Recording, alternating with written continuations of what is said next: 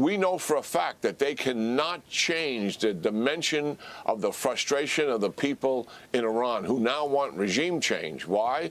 Because their economy is in the tank and the quality of life that they have is in the tank as well. And they know full well that this regime does not have the capability to recover their society economically. The likelihood is we will use military action here. I think that is the preferred option, and I think that is likely the path we'll be on after these negotiations do not achieve their objectives. Should the U.S. negotiate with Iran or strike Iran? Check out this great clip over here with General Jack Keane talking about this subject. We'll watch it together and then we'll talk about it. But first, hit that subscribe button over there in the corner.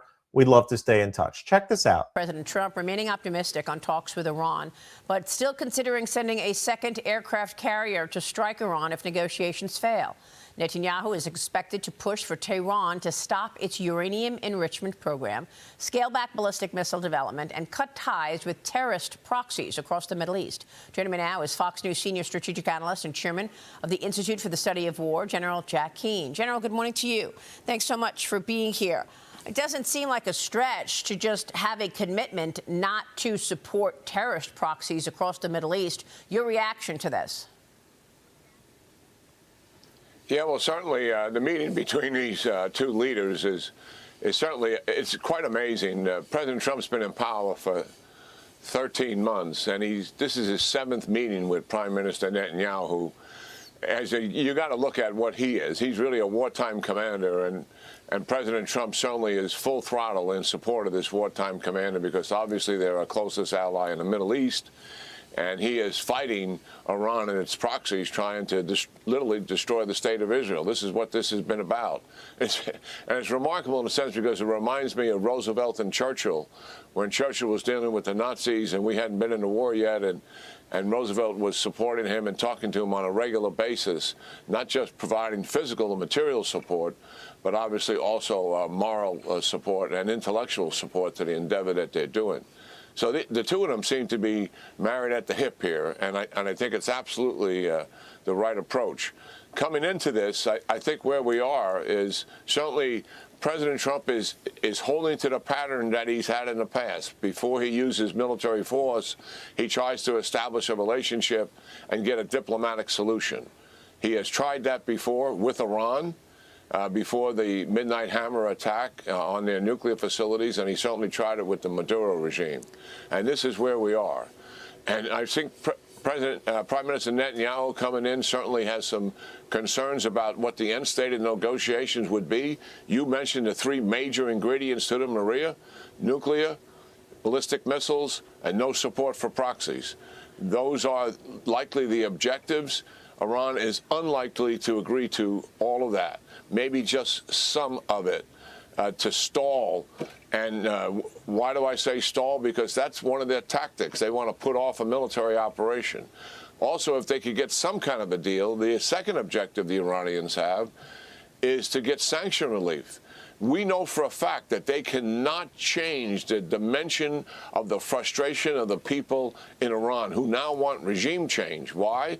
Because their economy is in the tank and the quality of life that they have is in the tank as well. And they know full well that this regime does not have the capability to recover their society economically. And that being the case, they want sanction relief so they can get the revenues to do just that. That is their objective here. I think the likelihood is we will use military action here. I think that is the preferred option, and I think that is likely the path we'll be on after these negotiations do not achieve their objectives. Wow, though that's quite significant. So Iran was in a weakened spot the last time we spoke in terms of the impact of the U.S. and Israeli strike on their infrastructure. And yet they come out swinging, continuing to come up with hostilities against the United States. How do you read the Iranians right now? Yeah, well, what the Iranians have, their priority after the 12-day June war, certainly that nuclear program was, in a sense, dismembered and mostly destroyed. They want to recover that, but they haven't taken significant action to do that. Where they put all their effort into, Maria, was their ballistic missile program.